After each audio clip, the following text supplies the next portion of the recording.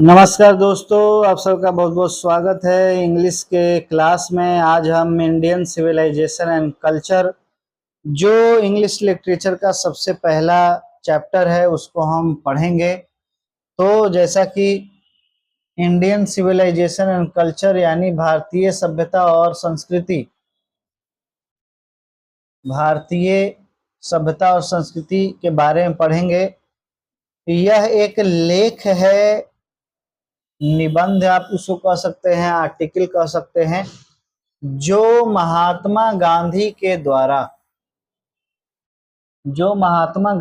द्वारा यह लिखा गया है, भारतीय सभ्यता और संस्कृति। और इसमें महात्मा गांधी जी ने भारतीय सभ्यता और संस्कृति के बारे में बात की है। भारतीय सभ्यता और संस्कृति की तुलना वेस्टर्न कल्चर और सिविलाइजेशन से किया है और बताया है कि किस मायने में भारतीय सभ्यता और संस्कृति अच्छी है और बेटर है। पूरे दुनिया में भारतीय सभ्यता और संस्कृति क्यों चर्चा में है, क्यों चर्चित है और क्यों सही है, इस पर उन्होंने जो है मोहनदास करमचंद यानी महात्मा गांधी जी ने इस पर प्रकाश डाला है। तो इसमें 4-5 सवाल आपके ऑब्जेक्टिव में देखने को मिलेंगे। सबसे पहला सवाल है कि इंडियन सिविलाइजेशन एंड कल्चर लिखा कौन है? तो यह लिखा है महात्मा गांधी ने, या तो आप लोग जान ही गए। दूसरा कि महात्मा गांधी का मुख्य हथियार क्या है, चीफ वेपन क्या है? तो महात्मा गांधी का चीफ वेपन जो है ट्रुथ एंड नॉन वायलेंस है, जो आपको ऑब्जेक्टिव में देखने के लिए मिलेगा। तीसरा कि महात्मा गांधी का ऑटोबायोग्राफी का नाम क्या है? उसका नाम है माई एक्सपेरिमेंट विथ ट्रुथ, यानी सत्य के साथ मेरे प्रयोग। यह उनकी ऑटोबायोग्राफी है, यानी आत्मजीवनी है, यानी वह जीवनी, अपना जीवनी उन्होंने खुद लिखा है। यह हो गया। और इंडियन सिविलाइजेशन एंड कल्चर क्या है? तो यह एक लेख है, यह एक लेख है जो महात्मा गांधी जी के द्वारा लिखा गया है। इसमें उन्होंने भारतीय सभ्यता और वेस्टर्न सभ्यता का कंपैरिजन किया है, बताया है। नहीं तो देख लीजिए, जो है इंडियन सिविलाइजेशन कल्चर लिखा गया किसके द्वारा? मोहनदास करमचंद गांधी के द्वारा, जिन्हें बापू भी कहा जाता है, फादर ऑफ नेशन भी कहा जाता है। इनका जो मुख्य हथियार है नॉन वायलेंस, ट्रुथ है।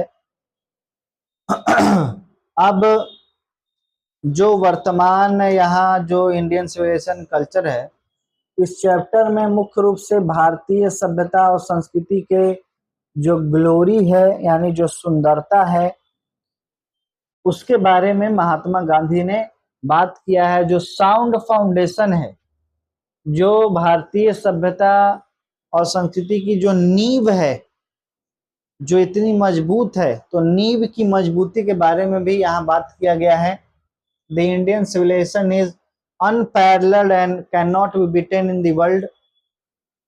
और जो भारतीय सभ्यता संस्कृति दुनिया के किसी भी सभ्यता और संस्कृति से हराया नहीं जा सकता है। The seeds of Indian civilisation sown by our ancestor were deep rooted, जो हमारे पूर्वजों के द्वारा जो भारतीय सभ्यता और संस्कृति की जो बीज बोई गई है, यानी जो भारतीय सभ्यता की और संस्कृति की जो शुरुआत की गई है हमारे पूर्वजों के द्वारा, वह काफी ज्यादा मजबूत है। दे हैड डेवलप,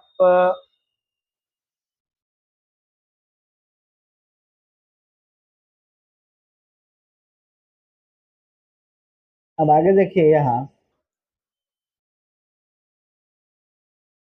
यहाँ बता रहे हैं कि जो रोम है या ग्रीस है या बहुत सारी जो कंट्रियां हैं जिनका विश्व में बोलबाला था, जैसे रोम का बात करें, मिस्र का बात करें, तो इन देशों का जो सभ्यता था वो दुनिया में बोलबाला था इनका, जो इनकी पुरानी सभ्यताएं थी। लेकिन इनकी जो पुरानी सभ्यताएं हैं, जो एनिसेंट सिविलाइजेशन है, वह अब खत्म हो गया, वह अब नहीं रहा, पूरी तरीके से समाप्त हो गया। और इन लोगों ने, जो इन रोम है या जो ग्रीस है, इन लोगों ने अब पूरी तरीके से वेस्टर्न सभ्यता और संस्कृति को अपना चुके हैं।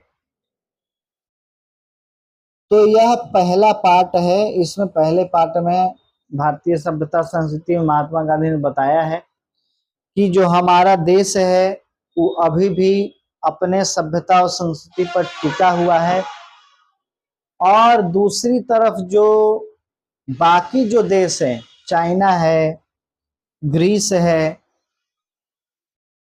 रोम है, इन बाकी देश जो हैं यह अपनी सभ्यता संस्कृति को भुला करके वेस्टर्न सभ्यता संस्कृति को अपना चुके हैं।